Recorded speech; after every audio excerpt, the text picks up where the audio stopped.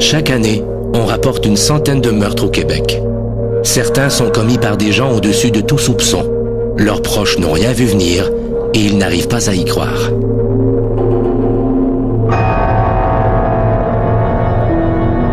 Elle me raconte qu'elle avait trouvé son fils mort dans sa chaise haute. Voir un enfant mort là, sur un lit d'hôpital, là, c'est une image, je pense, que j'oublierai jamais. Je la trouvais souvent mystérieuse. J'avais l'impression qu'elle me cachait tout le temps des affaires. Maxime savait qu'il allait se passer quelque chose.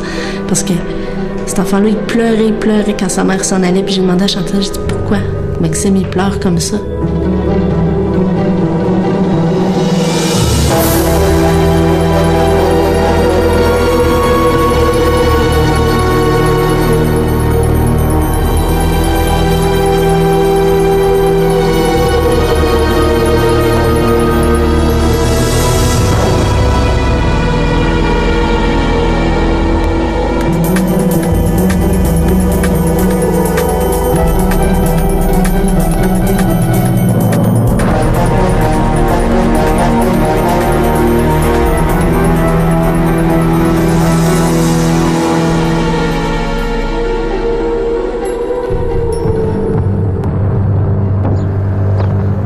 Chantal Guimont habite Val-d'Or, une ville paisible de 30 000 habitants.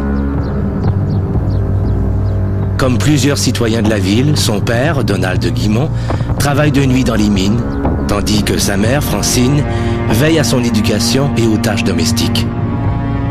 Chantal fait partie d'une famille bourgeoise, une famille qu'on dit sans histoire. Et pourtant, le 25 mai 1996 à 20h20, une jeune femme loge un appel d'urgence à Ambulance Val-d'Or, une compagnie privée qui dessert la communauté. Les ambulanciers se dirigent aussitôt vers le bungalow des Guimont, rue du Ruisseau. Les deux ambulanciers entrent dans la maison et trouvent, gisant sur le tapis du salon, un bébé âgé d'une dizaine de mois. L'enfant régurgite à 3 reprises, mais ses signes vitaux sont plus qu'alarmants. Les ambulanciers le transportent alors à l'hôpital Saint-Sauveur de Val-d'Or. Même si les médecins sont persuadés que l'enfant est mort, ils tentent de le réanimer. Pourtant, ils doivent finalement se rendre à l'évidence. À 21h17, l'enfant est déclaré mort.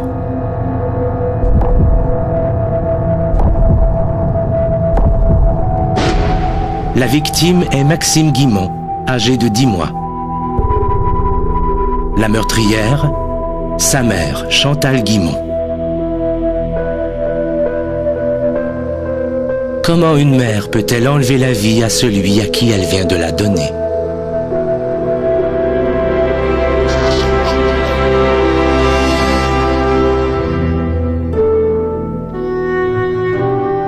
Le 25 mai 1996, à Val-d'Or, ce samedi matin commence comme tous les autres samedis chez les Guimont.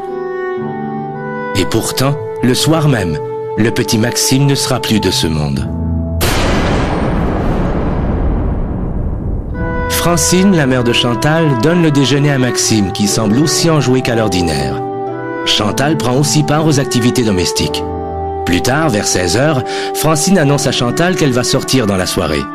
Chantal en conclut qu'elle va s'occuper seule de Maxime et qu'elle pourra sortir au retour de sa mère, prévu vers les 23h.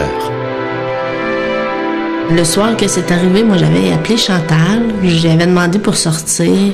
Je m'étais trouvé une gardienne. Elle a dit, ben viens chez nous. Puis elle a dit, ma mère, elle s'en va jouer aux cartes là, chez sa sœur. Puis elle a dit, mais qu'ils reviennent. Elle a dit, on partira. Chantal passe encore quelques coups de fil en attendant ses amis qui doivent arriver d'une minute à l'autre. Sans raison apparente, Maxime se met à pleurer. Chantal lui fait réchauffer son lait, lui donne son biberon et le couche.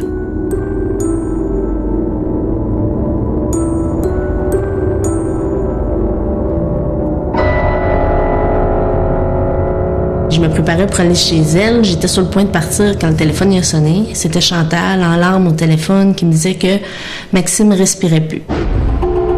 J'ai prêté mon copain que j'avais dans le temps, qui a expliqué un peu comment faire le bouche à bouche. Puis là, bon, finalement, il a dit d'appeler les ambulances. Les ambulances ont transporté le bébé. Elle est venue nous chercher en taxi chez nous, puis on est allé à l'hôpital avec elle. Sa décision de faire un détour pour aller chercher ses amis plutôt que de se précipiter vers l'hôpital n'alarme pas ses amis. Dans le taxi, Chantal s'affole et répète que c'est injuste que le bon Dieu vienne chercher un enfant aussi jeune. Ses amis tentent de la rassurer. Maxime est peut-être toujours vivant. Mais une demi-heure après l'admission de Maxime, un médecin annonce l'horrible nouvelle à Chantal et à ses amis.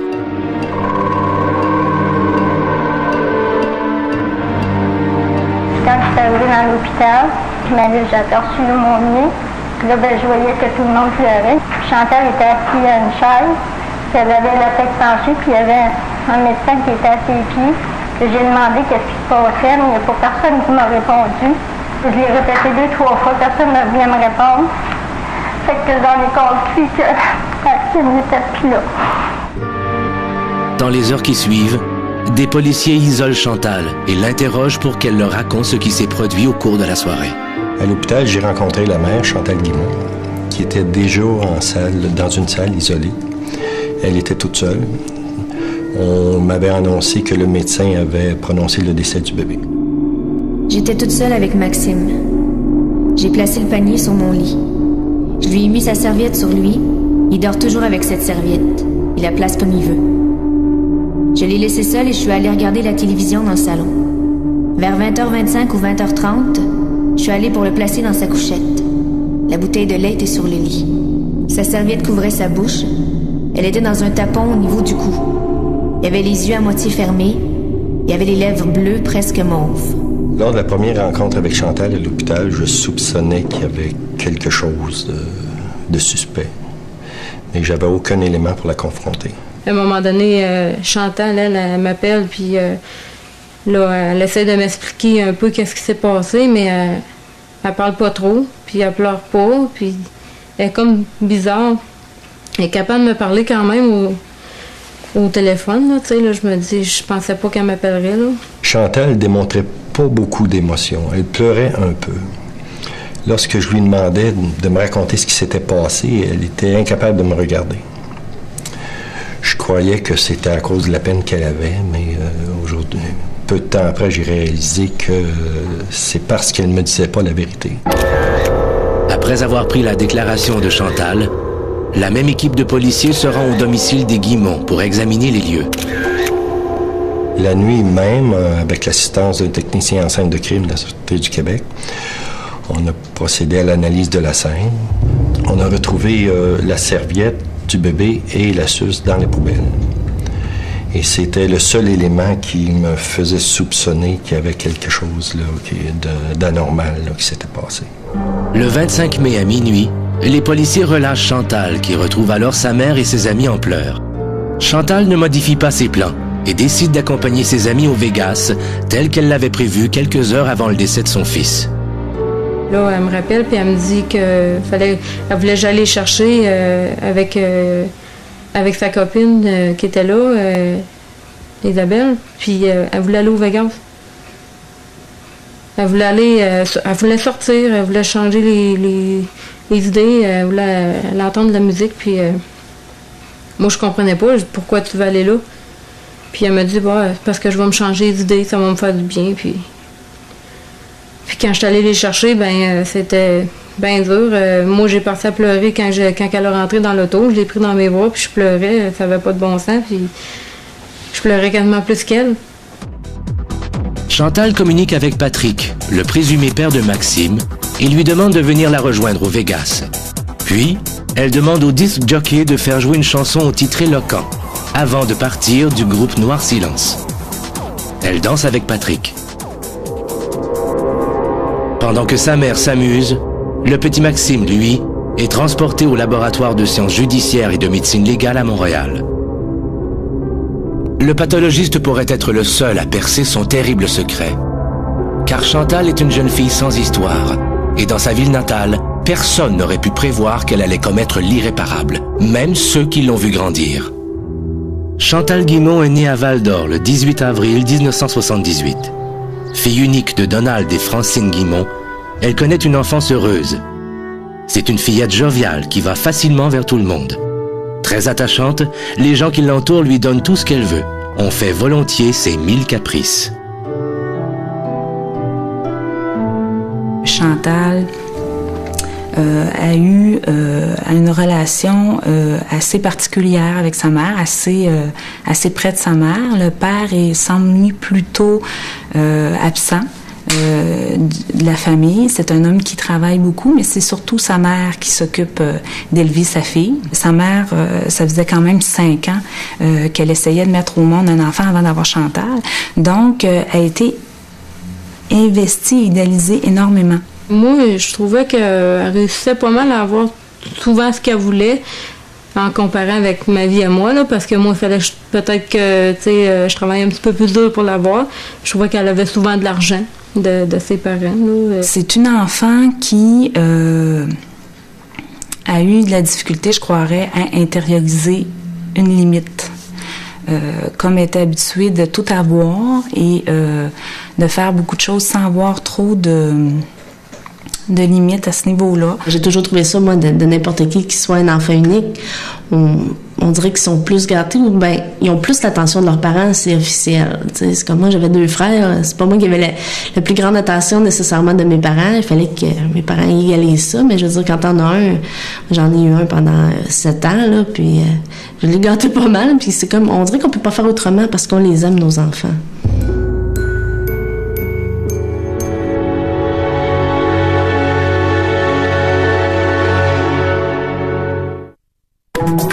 Le 25 mai 1996, des ambulanciers transportent un jeune bébé à l'hôpital Saint-Sauveur de Val-d'Or.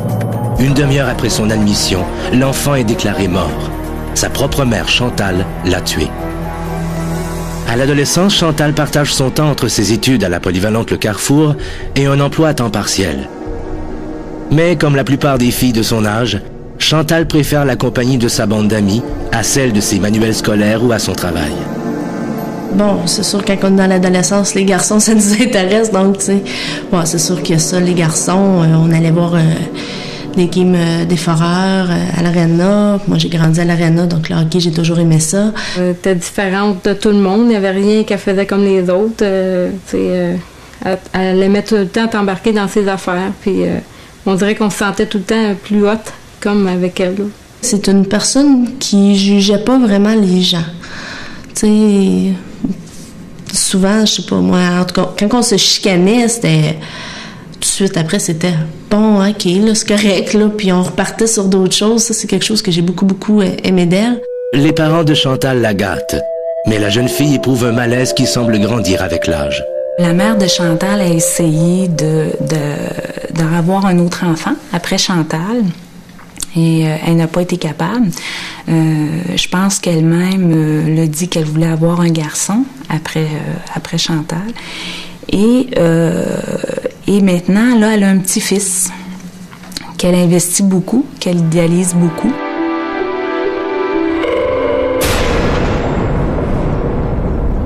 Le 8 juillet 1995, à l'hôpital Saint-Sauveur, Chantal Guimond accouche d'un petit garçon qu'elle prénommera Maxime.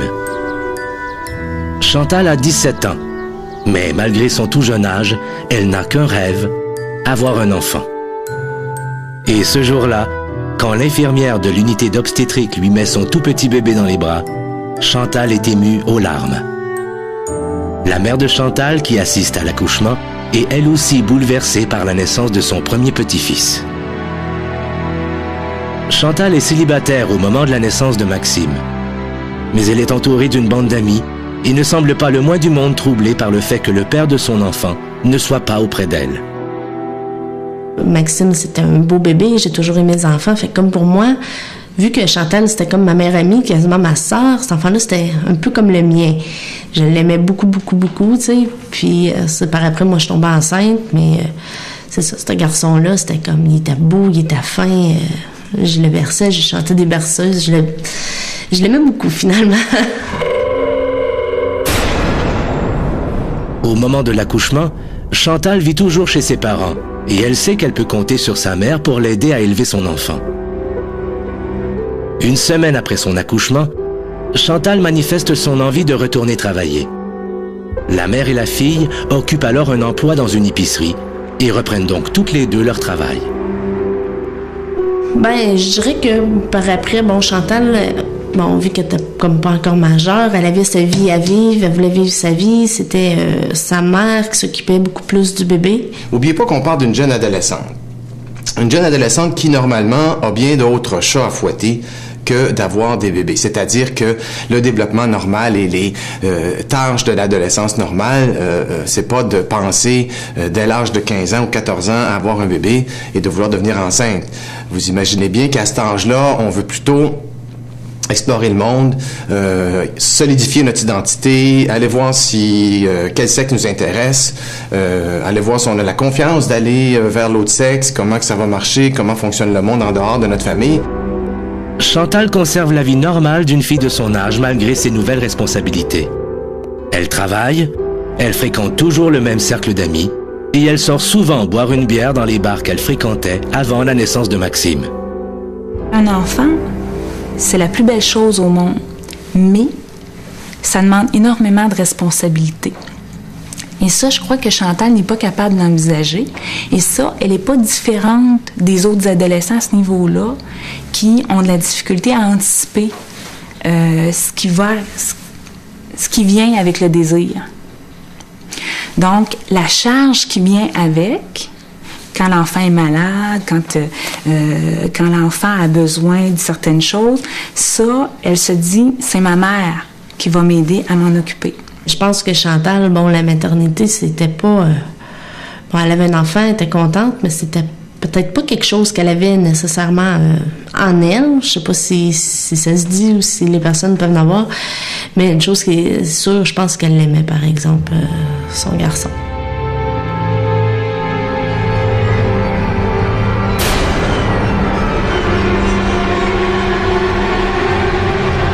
On va voir que Chantal va adopter ce mode adolescent pendant tout le temps que le drame va se passer. C'est qu'à un certain moment donné, aidée de sa mère qui va lui dire, même après la naissance de son enfant, va jouer dehors, t'occupe pas de ça, je vais m'occuper du bébé, va vivre ta vie, va dans les bars, va dans les discothèques, ne coupe pas les liens avec tes amis. Alors que normalement, on le sait, une jeune adolescente qui devient enceinte se ramasse un peu mal pris sur le plan social. Chantal et sa mère semblent si comblées par l'arrivée du bébé que le jour de l'enterrement, personne ne peut s'imaginer que la jeune mère a tué son propre fils. Ses proches tentent de consoler Chantal, contre qui le sort semble s'acharner. Quelques mois avant d'être enceinte de Maxime, Chantal a subi un avortement qui l'a très affectée. Au commencement, moi, j'étais pas tellement pour parce qu'elle fait juste commencer, elle avait juste 16 ans. Puis là, tomber de suite avec un enfant, il va y avoir des problèmes. Puis là, j'ai demandé comment est-ce qu'elle se sentait là-dedans. Elle a dit qu'elle préférait, à cause de son âge, puis étant donné qu'elle voulait aussi plus tard continuer ses études, elle ne se sentait pas prête tout de suite à l'avoir. Fait qu'on a pris les dispositions pour l'avortement. On le savait pas. Puis moi, je me rappelle, j'avais été la voir, elle était à l'hôpital, puis même à l'hôpital, il m'avait même pas parlé que c'était fait avorter. On me disait que Chantal était malade, on était allé la voir à l'hôpital. Et elle m'avait parlé de ça. Puis je l'avais revue par après. Je me souviens qu'elle était pas bien, là, elle m'en parlait, puis elle avait un peu de peine là, par rapport à ça, là, mais je pense qu'elle avait pris le bon choix. Elle me paraissait avoir pris le bon choix, elle me paraissait être confiante de ça. Après l'avortement, mais là, ça a été catastrophique. Parce qu'elle se le reprochait. Moi, je me le reprochais au fait parce que j'avais dit que c'était préférable. Elle avait écrit une lettre à son petit bébé. Puis là, elle expliquait le geste qu'elle avait commis, qu'elle avait osé faire parce qu'elle n'était pas prête. J'étais s'ennuyée de lui, puis elle regrettait de l'avoir fait. Lorsqu'on va à l'autre génération, on s'aperçoit que la mère de Chantal, elle aussi, elle a eu des tragédies dans sa vie quand elle a tenté d'avoir des enfants. Elle a eu plusieurs fausses couches. Déjà, on a un peu des malheurs dans la famille Guimond, mère et fille, à savoir que on veut des enfants, on n'est pas capable d'en avoir. Ceux qu'on a, parfois, c'est pas exactement le bon sexe. Il y a une tragédie qui se passe à travers les bébés et on va voir que les bébés deviennent un peu la trame évidemment, de tout ce qui va se passer par la suite.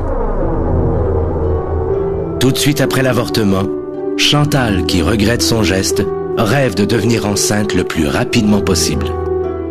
Je l'ai vue enceinte, je l'ai rencontrée sur le trottoir, puis tu sais, elle avait l'air ben, tu sais, moi je la trouvais belle, là, tu sais, là, elle avait l'air bien épanouie, puis ça avait l'air d'aller bien. Ah, sa famille était bien contente, sa mère était contente. Ben, au début, moins évidemment, parce que, bon, Chantal était pas majeure, puis bon, on savait pas c'était qui le père et tout ça, donc c'est ça, mais finalement, ils ont fini par l'accepter, puis quand il est venu au monde, tout le monde était content, là, puis c'était un beau garçon, là. Que s'est-il donc passé pour que Chantal décide de tuer son propre fils, alors qu'il n'avait que 10 mois?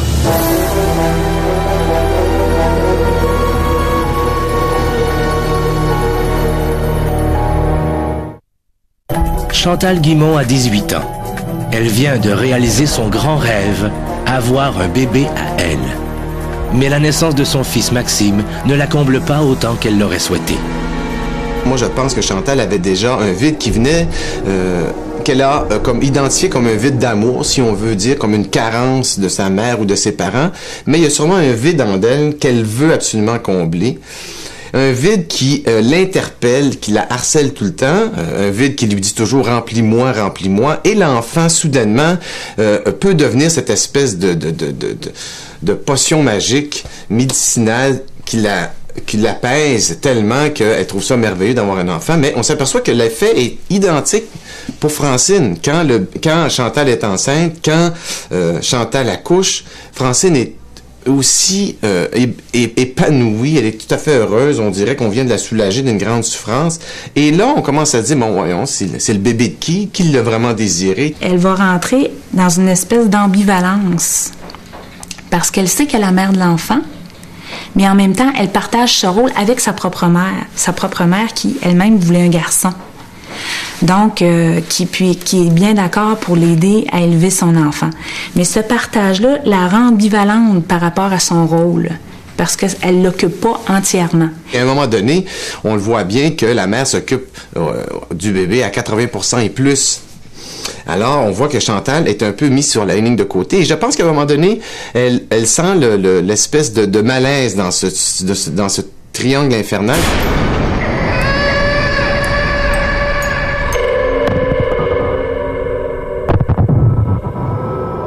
Alors qu'elle ne s'en était jamais souciée, Chantal cherche maintenant à rejoindre Patrick, le présumé père de son enfant. Elle l'invite au baptême. On dirait que Chantal décide à ce moment-là de faire intervenir le père et un peu mettre un intermédiaire entre le bébé et la mère pour que Chantal en ait un petit peu quelque chose. Mais Chantal est vite rabrouée dans sa tentative de rapprochement. Le jeune homme qui ne l'a fréquenté que pendant 2 semaines jure qu'il est impossible qu'il soit le père de cet enfant. Quelques semaines après le baptême, Chantal fugue. Sa mère constate avec effroi qu'elle n'est pas rentrée à la maison. Chantal n'en est pas à sa première fugue, mais cette fois-ci, Francine est plus inquiète. Puis quand il y avait quelque chose qui faisait pas son affaire, bon, elle m'appelait, bang, Isabelle, on s'en va à Rouen ou on s'en va à Montréal. Elle avait besoin de décrocher, puis je pense que j'étais là pour elle. Puis on s'amusait, ça lui faisait oublier finalement ce qu'elle avait. Après ça, on revenait, puis bon, ça s'arrangeait toujours, là. Elle va rechercher beaucoup les limites extérieures. Et on le voit quand elle fugue aussi. Sa mère le dit elle-même, elle teste pour savoir si elle allait me retrouver, si en fait j'étais capable de la retrouver et si je l'aimais assez pour être capable de la retrouver. Donc, Chantal teste beaucoup l'amour de ses parents, teste la limite qui a l'air à venir difficilement. Pendant la fugue de Chantal, Francine découvre qu'il manque un montant de 3 000 $ dans le compte de banque de son mari. Elle étudie les relevés bancaires et remarque qu'une série de petits retraits ont été effectués dans la semaine précédant le départ de Chantal. Moi, elle me disait que c'était son père qui lui donnait l'argent, puis bon, plus tard, finalement, j'ai appris que, je sais pas si c'était à toutes les fois ou quoi, mais qu'une fois, elle l'avait volé. C'est un peu décourageant pour des parents de voir que notre fille vient prendre un tel montant dans notre compte de banque sans nous le dire. Donc, à ce moment-là, la réaction n'est pas vraiment très grande à ce que la jeune femme a fait. Donc, on voit encore qu'il y a une difficulté là à mettre une limite. Il n'y a pas vraiment de punition non plus qui s'ensuit. Il n'y a même pas d'engueulade. Moi, j'ai l'impression qu'à partir de la fugue, à partir du moment où elle veut le baptême, à partir du moment où elle demande, et elle vole l'argent à son père, elle est un peu un petit peu en panique, là. On dirait que son histoire ne fonctionnera pas. Elle a quand même sacrifié son adolescence, là, pour avoir un bébé, et on dirait que la récompense ou tout ce qu'elle pensait qu'elle allait venir avec le bébé ne vient pas. C'était pas totalement bien ce qu'elle vivait.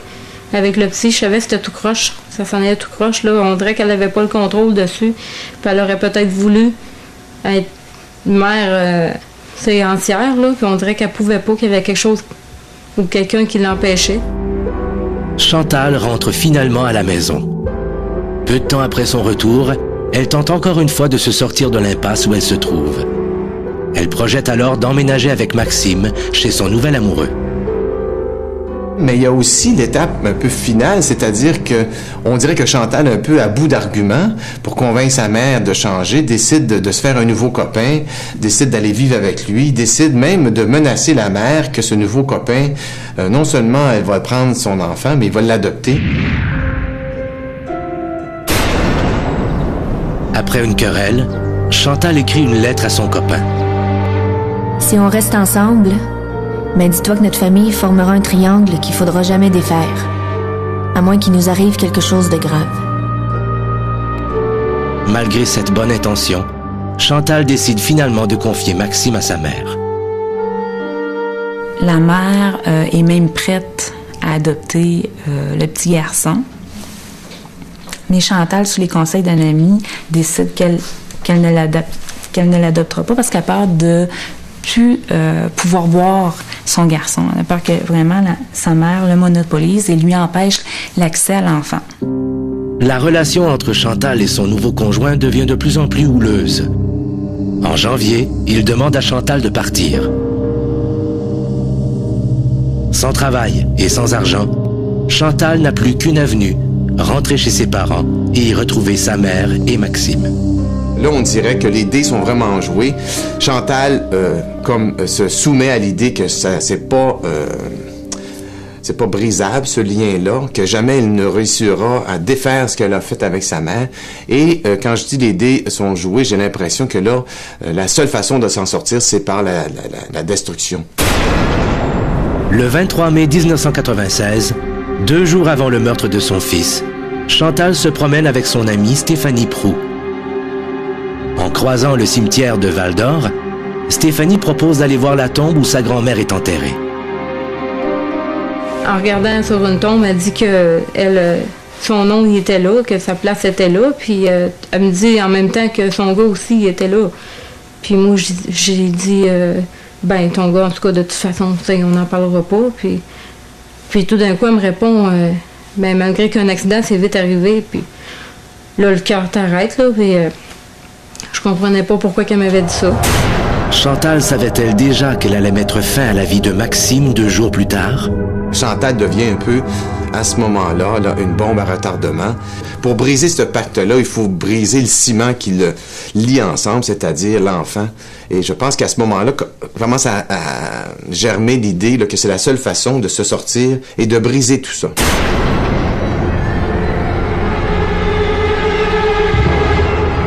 Quelques jours après l'enterrement de son fils Maxime, des rumeurs commencent à circuler à Val-d'Or.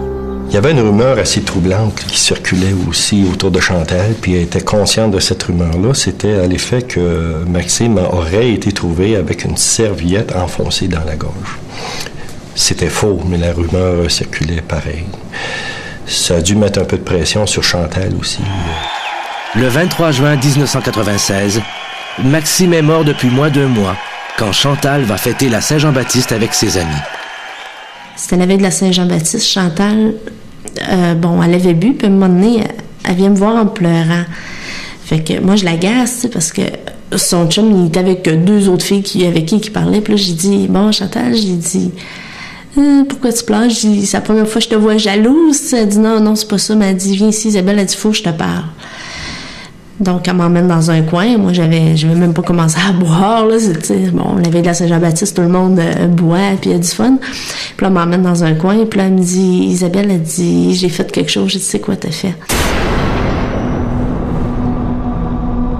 Elle dit, tu le sais, c'est quoi j'ai fait? J'ai dit, c'est quoi t'as fait? Elle dit, tu le sais.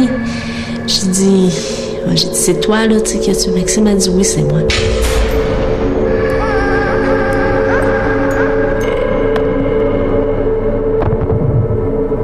Là, je proposais à Chantal d'aller elle-même aller voir un psychologue ou la police, de se dénoncer elle-même pour que ce soit moins pire. Chantal, elle me disait toujours, bon, je sais pas si je vais en avoir la force ou quoi que ce soit. Le pathologiste qui a pratiqué l'autopsie sur le corps de Maxime a déterminé que celui-ci est mort par suffocation, mais il ne peut identifier la manière dont la mort s'est produite. C'est frustrant parce qu'on ne veut pas fermer le dossier, on veut trouver de la preuve, mais lorsque, dans des cas comme celui-là, où l'autopsie ne révèle absolument rien, la scène de crime ne révèle absolument rien, le médecin qui a constaté le décès n'a pas vu aucune trace suspecte sur le corps non plus. On cherche des éléments nouveaux, mais il peut se passer des mois avant qu'on en ait. Le 24 juin, du motel 10, où elle travaille depuis quelques semaines, Chantal rédige une lettre de 3 pages, dans laquelle elle raconte dans le moindre détail comment elle a tué son fils Maxime le soir du 25 mai 1996.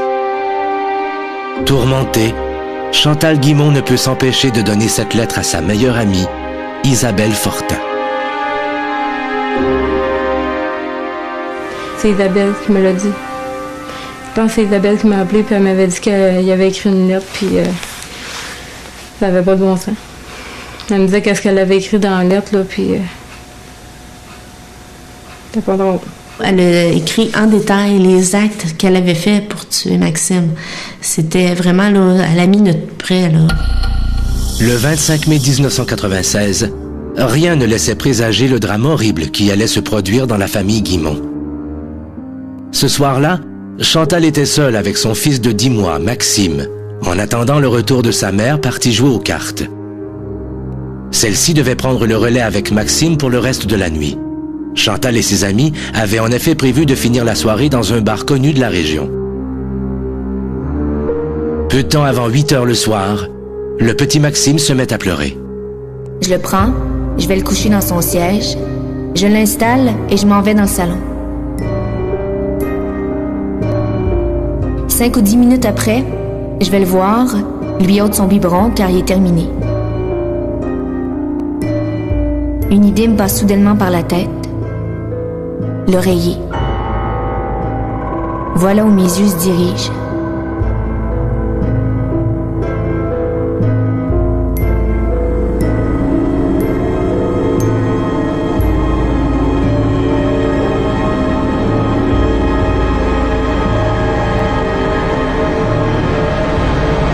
Je la pose sur son visage, tout en appuyant assez fort.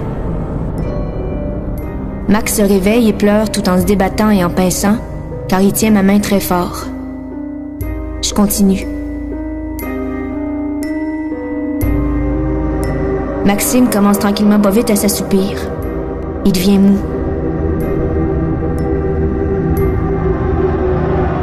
La peur me prend. J'ôte l'oreiller, je vais à la cuisine barrer la porte de peur que mes amis arrivent.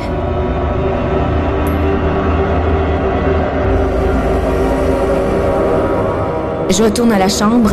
Maxime me regarde, me fait un sourire. Je regrette mon geste, mais quelque chose me dit de continuer.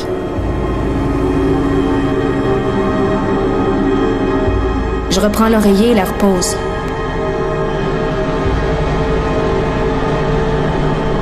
Je regarde l'heure, il est 8h26 exactement.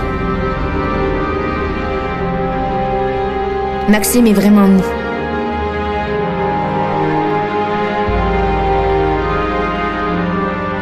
J'ôte l'oreiller. Le pouls est plus là, la respiration non plus. Je le prends. Il est mou et lourd. Ses yeux sont à moitié fermés. Je le pose sur le tapis du salon. Je me rends au téléphone. J'appelle l'ambulance, je leur dis que mon fils ne respire plus et que ça s'est produit pendant son sommeil. La lucidité de Chantal au moment du meurtre de son fils trouble son amie Isabelle. Comment a-t-elle pu? Le 4 juillet 1996, Maxime est mort depuis 6 semaines. Dans 4 jours, il aurait fêté son premier anniversaire de naissance, mais ce jour-là n'arrivera pas. Après la lecture de la lettre, Isabelle est sous le choc. Elle implore Chantal de se dénoncer aux policiers, mais Chantal prétexte qu'elle ne se sent pas prête et craint trop les répercussions. À la demande de Chantal, Isabelle cache la lettre d'aveu dans un des toutous de son fils. Quelques jours après, le chum que j'avais, il voyait qu'on parlait beaucoup, puis il se demandait c'était quoi qu'on disait. Alors, d'un commun accord, moi et Chantal, on a décidé de dire. Bon, donc lui, il a dit, bon, ben si vous y allez pas, il dit, moi, je vais y aller au poste de police. Bon. Moi, je voulais pas être complice dans cette affaire-là, parce que mon but, c'était pas de cacher Chantal et de son acte, c'était de l'aider. Mais lui, il venait comme de me couper ça. Alors là, j'ai fait une entente avec lui. J'ai dit, bon, à chaque fois que je vais aller à l'hôpital, je vais revenir par le poste de police. Puis j'ai dit, si je vois une police que je connais dans la rue, je vais lui transmettre la lettre. Oui, Chantal devait certainement avoir des remords aussi. Donc, en écrivant ses aveux et en remettant cette lettre-là à une de ses amies, elle devait savoir que cette amie-là allait remettre la lettre au policier. Elle savait. Ça, je pense que... Bon, peut-être qu'inconsciemment, elle ne savait pas, mais je pense que c'est ça. Au fond d'elle-même, elle savait que je le ferais. Si elle me l'avait dit à moi, c'était pour ça, puis... Bon, elle avait voulu le dire à une autre fille le même soir, puis l'autre fille, elle dit « Ah, non, elle dit... » Bon, c'est comme elle avait trop de fun, elle voulait pas l'entendre. Et puis, c'est ça, donc je me suis ramassée comme toute seule avec ça. Mais je pense que c'était la meilleure chose que je pouvais pas faire, là. J'ai beaucoup essayé de la pousser d'elle-même, puis... En questionnant Chantal, Isabelle finit par comprendre qu'elle attend les résultats de l'autopsie qui tardent à venir. Si le pathologiste conclut à une mort naturelle ou accidentelle, Chantal ne se rendra pas. Isabelle passe devant le poste de police. L'angoisse monte d'un cran. Mon chum, il demande, il est avec moi, il dit bon, si on connaît quelqu'un qui a commis un meurtre, est-ce qu'il faut te le dire? T'sais? Le policier, il répond bien sûr que oui, tu sais. Fait que moi, j'ai regardé le policier, bon, il connaissait Chantal, j'ai dit, tu sais c'est qui? Il dit, tout le monde sans doute. Donc, j'ai donné la lettre.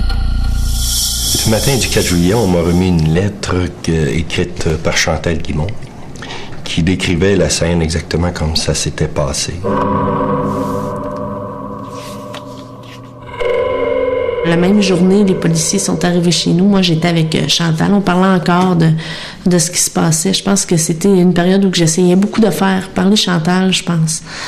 Et puis, ça sonnait à la porte. C'était les polices. Chantal, quand elle les a vus, elle dit « C'est correct, Isabelle, je le sais. » Puis elle est partie avec les policiers. Chantal n'était pas du tout surprise de nous voir arriver. C'est comme si elle nous attendait.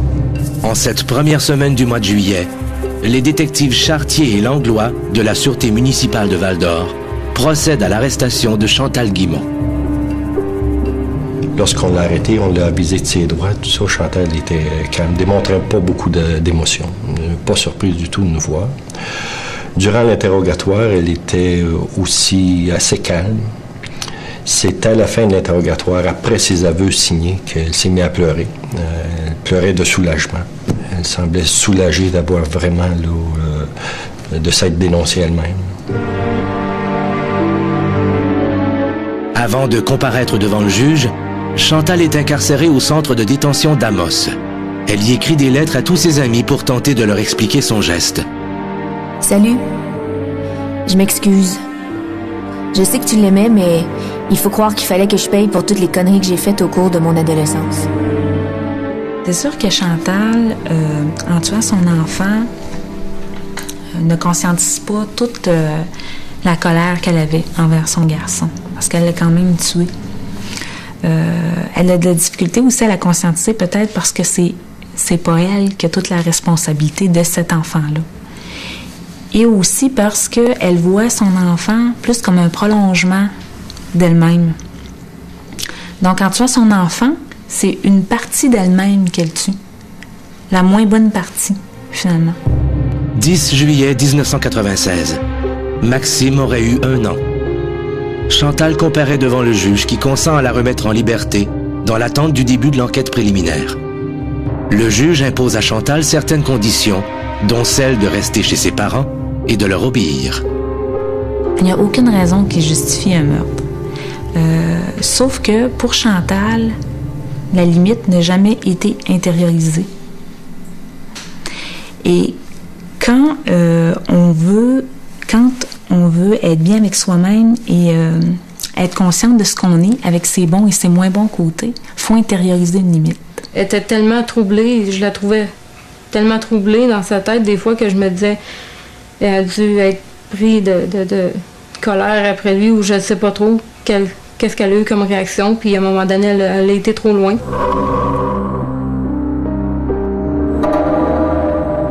Je me sentais un peu coupable au début, parce que moi, j'aurais aimé ça qu'elle y aille d'elle-même. Puis là, au début, bon, c'est ça.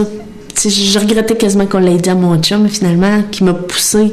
Puis d'un côté, ben c'est bien, parce que ça aurait duré trop longtemps. Peut-être que ça aurait pas donné comme ça. J'aurais peut-être pu, pareil, passer pour complice après les faits. Mais au début, c'est ça. Je me sentais beaucoup coupable. Puis le monde me rassurait beaucoup. Non, c'est correct, Isabelle, ce que t'as fait. Et puis... Aujourd'hui, bon, là, aujourd'hui, tout est correct, puis je réalise que c'était la meilleure chose qu'il y avait à faire. Est-ce que c'était prévisible? Est-ce qu'on pouvait savoir que Chantal, éventuellement, pourrait tuer son enfant? C'est très difficile parce qu'on analyse le cas après coup. On regarde la situation après coup.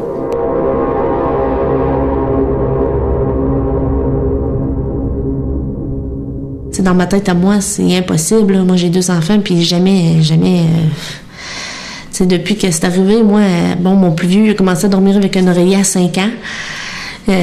Puis je garde mes enfants loin des oreillers, des coussins. On dirait que c'est une peur qui s'est immiscée en moi, malgré moi, à cause de cet incident-là. 8 octobre 1997. Le jury, composé de 8 femmes et de 4 hommes, se retire pour délibérer. Chantal n'a jamais nié avoir tué son enfant. L'enquête devait démontrer, par contre, là, son degré de participation, à savoir meurtre 1er degré, 2e degré ou infanticide. 2 jours plus tard, le jury annonce sa décision. Chantal Guimond est déclarée coupable de meurtre au 2e degré. Elle sera condamnée à la prison à perpétuité. Dans la salle d'audience, Francine Guimond s'écroule, tandis que les policiers escortent sa fille dans une voiture de la Sûreté municipale de Val-d'Or, à destination du centre de détention d'Amos. Le pathologiste qui a pratiqué l'autopsie sur le corps de Maxime avait conclu à une mort par suffocation, mais n'avait pas pu déterminer comment cela s'était produit. Chantal aurait donc pu maintenir sa première version, continuer de nier qu'elle avait tué son fils et vivre en toute impunité. Elle a pourtant préféré avouer son crime à sa meilleure amie. J'étais pas en colère contre elle, mais jamais je pardonnerai ce qu'elle a fait parce que ça se fait pas. C'est sûr qu'il y a une raison qui est probablement psychologique en arrière de ça, mais ça se fait pas quand même. C'est sûr qu'au début, t'es choqué, puis tu sais, tu veux pas pardonner, tu veux pas rien savoir, là. Par après, tu te mets à penser que peut-être cette personne-là a besoin d'aide plus que d'autres choses. Chantal Guimond porte sa cause en appel. Pour éviter un autre procès, elle plaide coupable à une accusation d'homicide involontaire. Sa peine est alors réduite à 8 ans d'incarcération. Je pense que Maxime savait qu'il allait se passer quelque chose. Parce que cet enfant-là, il pleurait quand sa mère s'en allait. Puis j'ai demandé à Chantal, j'ai dit, pourquoi Maxime, il pleure comme ça? Elle dit, parce que sa grand-mère s'en va. Mais d'après moi, je pense qu'il se sentait, là...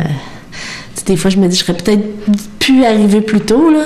C'est quelque chose que je me suis sentie coupable longtemps. Mais qu'à ce temps, je me dis, je pouvais rien contre ça, là.